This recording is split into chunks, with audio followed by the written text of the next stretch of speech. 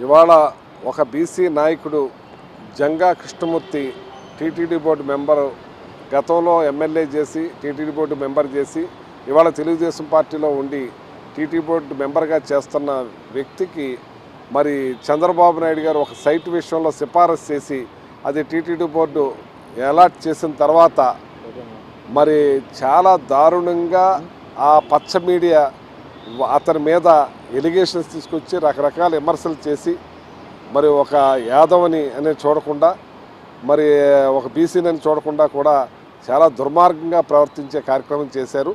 మళ్ళీ చేసింది కాకుండా ఇవాళ క్యాబినెట్లో నాదెండ్ల మనోహర్ గారు అది ఎత్తుకుంటే అందరూ కూడా దాన్ని సపోర్ట్ చేసి క్యాన్సిల్ చేయాలని చెప్పటం, ఇది ఒకవేళ టీటీడీ బోర్డులో మరి అలాట్ చేసింది మళ్ళీ అక్కడ చేయమని ఇది చేయటం కూడా చాలా దుర్మార్గం అని చెప్పి సందర్భంగా తెలియజేస్తున్నాను.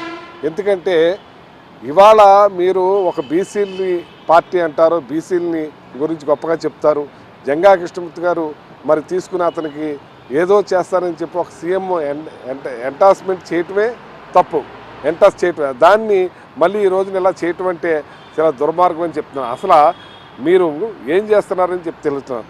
ఒక యాదవులకి అన్యాయం చేస్తున్నారు మీరు ఇద్దరు. అలాగే యనమల రామకృష్ణ గారి వల్లే ఇవాళ చంద్రబాబు నాయుడు గారు ముఖ్యమంత్రిగా ఉన్నారంటే అటువంటి యనమల రామకృష్ణ గారు కూడా ఇప్పుడు పక్కన పెట్టేసి ఆయన మీద కూడా రకరకాల రాతలు రాసి అతను అవమానించే విధంగా యాదవుల్ని, మరి యాదవుల్లో మరి మీ పార్టీలో పెద్ద సీనియర్ మ్యాను, మరి మీరు ముఖ్యమంత్రి అవటానికి కారకుడు, అటువంటి వ్యక్తిని కూడా మీరు పక్కన పెట్టి మరి అలాగే ఎలా బీసీలని తోకలు కట్ చేస్తాం, తాట తీస్తామని చెప్పి రకరకాలుగా మీరు బీసీలని వాడుకుంటూ బీసీలని తిడుతూ మరి చంద్రబాబు నాయుడు గారికి మరి తెలియాలి. ఇలాంటి కార్యక్రమాలన్నీ కూడా మీరు వెనతో పెట్టి వ్యతిరేకంగా చేస్తూ ఉన్నారు. ఒక పక్క మీరు సిఫారసు చేస్తారు, ఒక పక్క మీ పచ్చ మీడియా వాళ్ళని దుమ్మెత్తి పోసి కట్ చేసే కార్యక్రమం చేస్తారు.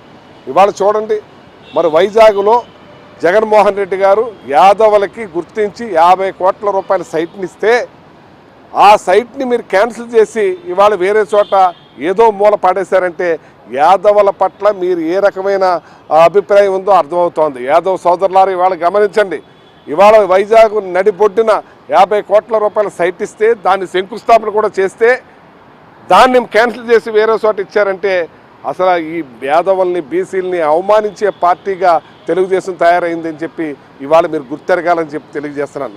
ఎవరికి చేస్తున్నారు? ఓ పక్కన నారా లోకేష్ గారు ఏమంటున్నారు, ఇవాళ రియల్ ఎస్టేట్ వాళ్ళకి దారదత్తం చేసేస్తున్నారు. 1500 కోట్ల రూపాయల సైట్ని 1,50,00,000కి ఇచ్చేస్తున్నారు. అటువంటిది ఒక పీనెట్ ఒక బీసీ నాయకుడు యాదవ్ జంగా కృష్ణమూర్తి గారికి ఇంత అన్యాయం చేయవలసిన అవసరం ఉందా? క్యాబినెట్లో ఇంత చర్చించుకోవాల్సిన అవసరం ఉందా అని అడుగుతున్నాను. అవమానించవలసిన అవసరం ఉందా అని అడుగుతున్నాను నేను. మీరు ఏం చేస్తున్నారని చెప్పి అడుగుతున్నాను నేను. ఓ పక్కన 99 పైసలకి ఎకరం ఇచ్చేస్తానంటారు, ఓ పక్కన 1500 కోట్ల రూపాయలకి సైటు 1,50,00,000కి ఇచ్చేస్తానంటారు, ఊరికినే కూడా ఇస్తానంటారు. అటువంటిది మీ పార్టీ కోసం పనిచేసి మీ పార్టీలో మా పార్టీ నుంచి మీ పార్టీకి వచ్చి మీ పార్టీలో బోర్డు మెంబర్ ఇచ్చి అతను రిక్వెస్ట్ చేస్తే దాన్ని ఎండాస్ చేసి చంద్రబాబు నాయుడు గారు ఇవాళ దాని మీద డిస్కస్ చేస్తే ఒక బీసీని యాదవ్ని అవమానించినట్టు కాదా అని నేను అడుగుతున్నాను. మీరు ఏమో పక్కన 1500 కోట్ల రూపాయల సైట్లనేమో 1,50,00,000కి ఇచ్చేస్తారా? ఈ పీనెట్ అన్ని చిన్న యాదవ్కి మీరు ఇచ్చే సైట్ని దీన్ని ఇంత రాద్ధాంతం చేసి ఇచ్చేస్తారా అని అడుగుతున్నాను.